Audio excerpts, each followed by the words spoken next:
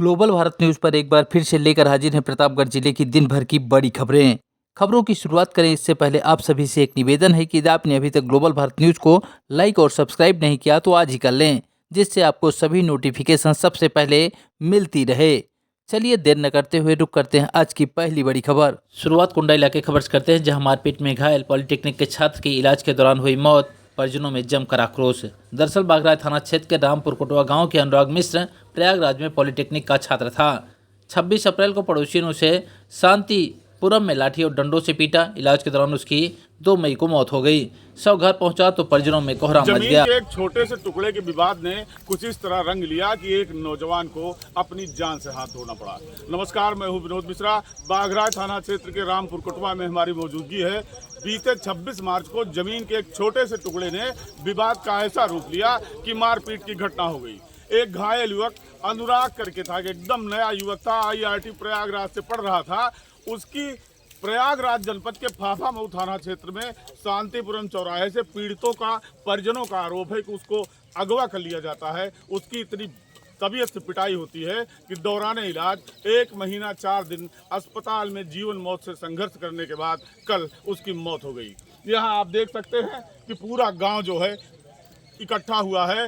लोगों के मन में गुस्सा है, आक्रोश है। उसके पिता कह रहे हैं कि हम 100 को उठाने नहीं देंगे जब तक इस मामले में न्याय नहीं होता। हालांकि घटना पड़ोसी जनपद प्रयागराज की है और कार्रवाई फाफामऊ पुलिस को ही करना है। थाना बागराज ने शांति व्यवस्था के लिए यहाँ बड़े पैमाने पर फोर्स लगा रखी है, लेकिन अब चूंकि इनके हाथ में कुछ नहीं है, घटना स्थल प्रयागराज जनपद का है तो होना सब वही है। लेकिन इस पूरी घटना के लब्बो-लबाब में एक बात आती है कि थोड़ा सा स्वार्थ, थोड़ा सा लालच इंसान को इस तरह गिरा देता है कि वो किसी के जीवन से खिलवाड़ कर जाता है। प्रतापगढ़ जनपद के बागराज थाना क्षेत्र रामपुर कोटवा से खबरों में आगे बढ़ते हैं, बात करेंगे सदर इलाके की अगली खबर, जहां ट्रांसफर नीति के खिलाफ पेंशन यूनियन ने किया मां बेला देवी धाम रेलवे स्टेशन के बाहर दूसरे दिन भी धरना प्रदर्शन। बता दें कि नार्दन रेलवे मेंस यूनियन शाखा ने विभिन्न विभागों में तैनात कर्मचारियों के नियम विरोध हस्तांतरण को लेकर दूसरे दिन भी मां बेला देवी धाम रेलवे स्टेशन पर धरना प्रदर्शन किया। पदाधिकारियों ने बताया कि DRM, सीनियर DCM, सिग्नल और दूरसंचार विभाग में तैनात कर्मचारियों का ट्रांसफर नियम विरुद्ध तरीके से किया जा रहा है, जिसे कतई बर्दाश्त नहीं किया जा सकता। कर्मचारियों ने अधिकारियों के विरोध में जमकर नारेबाजी भी की। बता दें कि दूसरे दिन भी नार्दन रेलवे मेंस यूनियन ने यह प्रदर्शन किया और आगाह किया कि यदि उनकी मांगों पर गौर नहीं किया जाता तो आने वाले समय में वह उग्र आंदोलन करेंगे, जिसकी पूरी जिम्मेदारी विभागीय अधिकारियों की होगी। खबरों में आगे बढ़ते हैं, बात करेंगे सदर इलाके की अगली खबर, जहां कुंडा में छात्रा के साथ दुष्कर्म की घटना को लेकर अखिल भारतीय विद्यार्थी परिषद ने सौंपा DIOS को ज्ञापन। दुर्भाग्यपूर्ण बताते हुए स्कूल की मान्यता रद्द करने का की मांग। दरअसल कुंडा में छात्रा के साथ दुष्कर्म की घटना को लेकर अखिल भारतीय विद्यार्थी परिषद के कार्यकर्ताओं ने शनिवार को जिला विद्यालय निरीक्षक को एक ज्ञापन सौंपा। प्रकरण ने संलिप्त दोषियों पर कठोरतम कार्रवाई करने और संबंधित स्कूल की मान्यता रद्द करने की मांग की। चेतावनी दिया कि यदि 3 दिनों के भीतर कार्रवाई सुनिश्चित नहीं की जाती तो अखिल भारतीय विद्यार्थी परिषद के कार्यकर्ता आंदोलन को बाध्य होंगे, जिसकी पूरी जिम्मेदारी जिला प्रशासन की होगी। खबरों में आगे बढ़ते हैं, बात करेंगे कुंडा इलाके खबर की, जहां क्रिस्चियन मॉडल स्कूल में हुई छात्रा के साथ रेप मामले में पुलिस ने बड़ी कार्रवाई करते हुए स्कूल के 4 वाहनों को सील किया है। बता दें कि पूरे दिन कुंडा बाजार को बंद रखा गया और व्यापारियों के साथ अभिभावकों ने भी जमकर हंगामा काटा। जानकारी के बाद MLC अच्छे प्रताप सिंह भी मौके पर पहुंचे। उन्होंने कुंडा कोतवाली में अपर पुलिस अधीक्षक से मुलाकात किया और घटना में निष्पक्ष जाँच की मांग की। बता दें कि 3 दिन पूर्व हुई इस घटना ने न सिर्फ कुंडा को बल्कि पूरे प्रतापगढ़ जिले को झकझोर कर रख दिया है।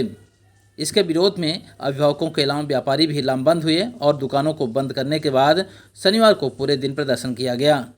वहीं इस पूरे मामले को तूल देने वाले कुछ अराजक तत्वों के खिलाफ भी अब पुलिस कार्रवाई करने के मूड में है।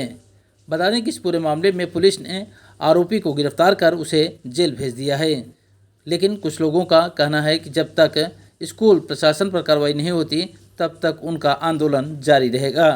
थाना कुंडा में एक बच्ची के परिजनों द्वारा सूचना दी गई कि उनकी बच्ची के साथ 3.5 साल की बच्ची के साथ स्कूल में कुछ गलत कृत्य हुआ है। इस सूचना को तत्काल संज्ञान में लेते हुए कुंडा पुलिस द्वारा गहन जांच शुरू की गई। परिजनों द्वारा बच्ची के जो पिताजी हैं उनके द्वारा एक व्यक्ति को नामजद करते हुए तहरीर दी गई। प्राप्त तहरीर के आधार पर तुरंत तहरीर के आधार पर अभियोग पंजीकृत किया गया और जो आगे की कार्रवाई है वो सुनिश्चित की गई।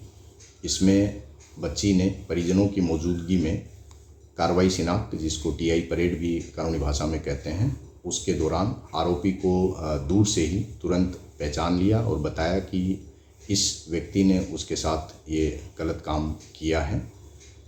ये कार्रवाई शिनाख्त जो है बच्ची के परिजनों की मौजूदगी में करवाई गई थी।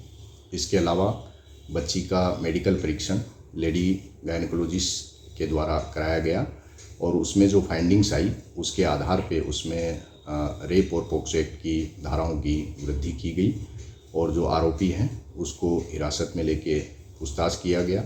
बच्ची के जो माता पिता हैं उनका स्पष्ट तौर पे कहना है कि इस व्यक्ति ने बच्ची के साथ गलत कृत्य किया है। इन सभी साक्ष्यों के आधार पे इसमें कार्रवाई करते हुए जो आरोपी हैं उसको गिरफ्तार करके जेल भेजा जा रहा है और आगे की विवेचनात्मक कार्यवाही इसमें प्रचलित है। कार्रवाई के दौरान जो भी साक्ष्य या तथ्य आएंगे उसके आधार पे आगे की कार्रवाई सख्ती से और त्वरित तरीके से सुनिश्चित की जाएगी।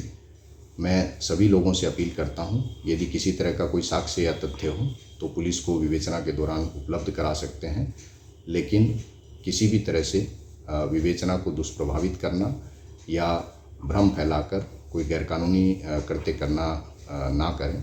यदि ऐसा किया गया तो ऐसा करने वाले गैरकानूनी और असामाजिक तत्व जो हैं उनके विरुद्ध सख्त कार्रवाई सुनिश्चित की जाए।